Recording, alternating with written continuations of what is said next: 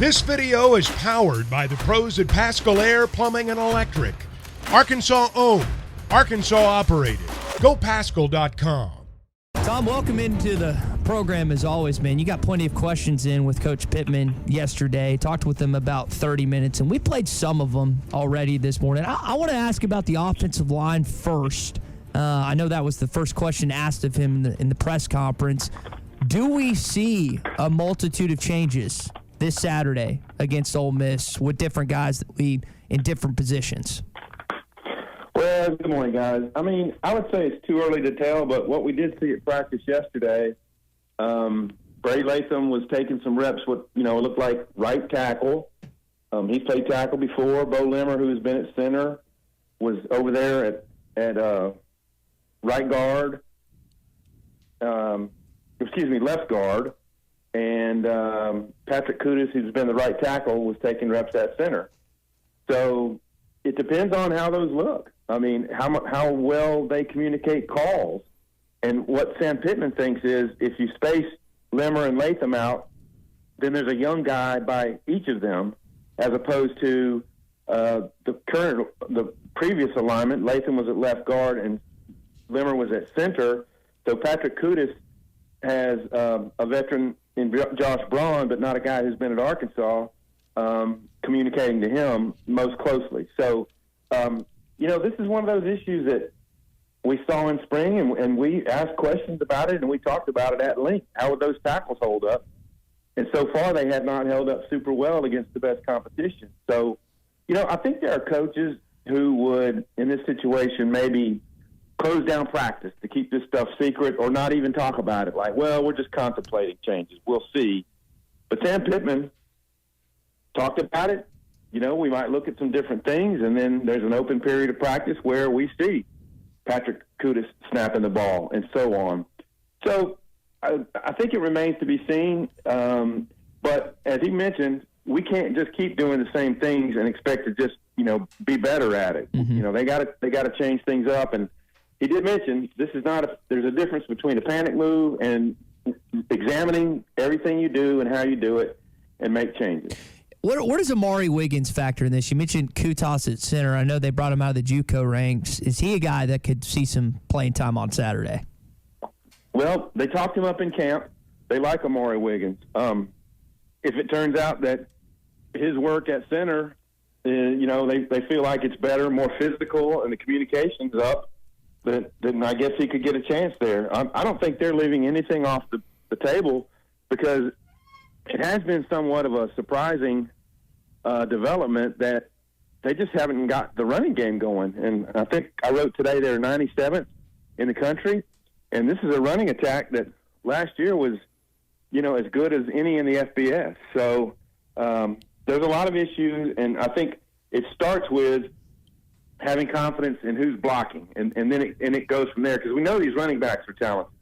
But with the new schemes and all, there's a little bit of blame to go around, following your tracks, making people miss. KJ's reads. On Saturday at the game, Sam Pittman said that there was a bubble play where I think it would be, if he handed it off, there was a huge gap, and he threw it through the bubble, and it wound up, in not much of a gain. Mm-hmm. Yeah. Tom Murphy with us on the McClarty-Daniel hotline. Tom, I want to come back to the center spot and make it a change there. There were a few snaps in the game where it seemed like KJ had to move his eyes, move his hands, and it wasn't as fluid. How big a concern is that going into a game of this magnitude? Saying their backs to the wall is not even, stating it correctly, probably the urgency that's needed this week. That snap can't be off, and that has not been a down-in, down-out problem, but there was clearly a few plays with some issues on Saturday. Yeah, that's right. And I think in the first couple of games I know he had a touchdown pass to Andrew Armstrong that the ball was on the ground, and there was a snap way over his head against Kent State. So, I mean, look, Bo Limmer is a fine player, and he's really getting his first significant work at center. And it goes to show you how difficult the position can be, and it makes you appreciate guys like Ricky Stromberg who come in and hold down this position for 3 or 4 years. So, I do believe that the accuracy of snapping is going to be one of the factors that comes into play. And to think that you can let's just say they go into this game with Kudus at center, Limmer at left guard, Latham at right tackle. You can't go in expecting everything to be completely smooth, that all the communication will be 100% effective, and everybody will remember their plays as, oh, yeah, I'm a right tackle now, or what have you. So, but they're doing what they feel like is best for the team, and you can't fault Sam Pittman for doing that. You kind of ran through the lineup today. It's kind of the last look at practice, today and tomorrow, I guess. But do you expect to see the same thing when you go out there today? I'll be interested to see kind of what that looks like and what you report back to us on Thursday as the practices unfold, the ones we at least get to see the first little bit of. Well, we all are. And the O-line is one of those positions where, if you're a running back, you're a running back. I mean, you might be like Dominic Johnson and go take a few reps at tight end, and we'll see if that renewed experiment continues to take hold. But yes, at the O-line, what we saw was some position drill stuff, some half-line things yesterday. But today, if practice is open for the length it normally is on a Tuesday, we will see fastball starts. And that's 5 guys going at it and in thud action. So if you're going to try this, you're going to try it for more than one day. So I expect we'll see these changes in practice today, and in the coming couple of 3 days, it's going to be a big, evaluation to figure out if this is going to be their best lineup. Tom Murphy with us here on the McClarty-Daniel Hotline, Whole Hog Sports, Arkansas Democrat-Gazette. Tom, one of the things that may have gone unnoticed during that presser was Coach saying, we've got to find a running back that breaks some tackles. Rocket's coming back from his injury. Dominique still doesn't look the same as he did 2 years ago.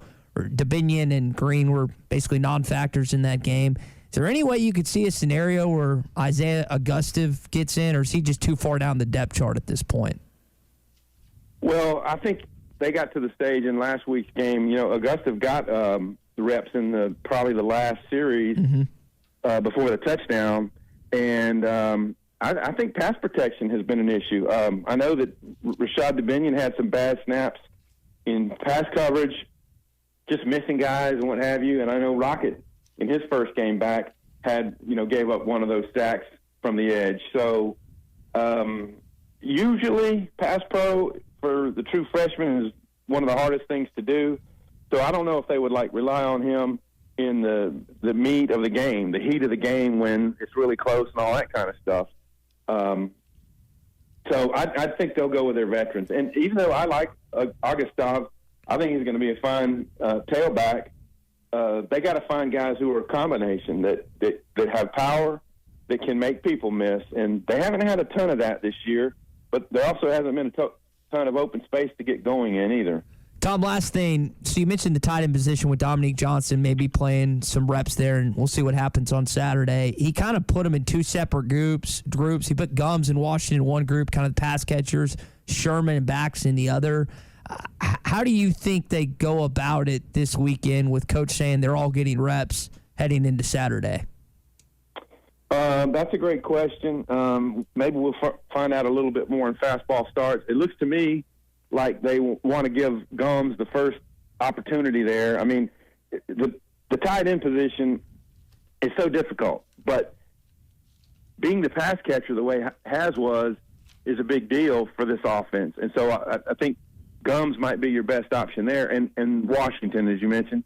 But they've got to be more physical, too. I mean, and Bax did not have a great blocking grade against A&M. So I don't know. They've got to find something they can lean on.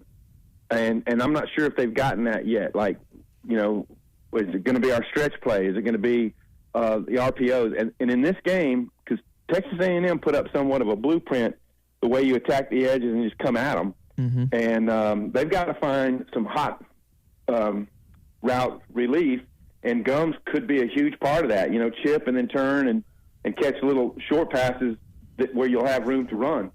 So the tight ends are going to be really, really big in maybe trying to unlock the best things the Razorbacks can do.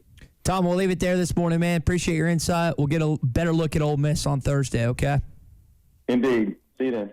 BetOnline remains your number one source for all your sports betting this season. Everything from the NFL and bowl season to esports. You'll find the latest odds, team matchup info, player news, and game trends at BetOnline. BetOnline features live betting, free contests, and live scores for almost any sport or game imaginable. We're the fastest and easiest way to bet on all your favorite leagues and events. Head to betonline.ag to join and receive a 50% welcome bonus on your first deposit. Make sure to use the promo code BELIEVE to receive your rewards. That's BLEAV. Bet Online, where the game starts.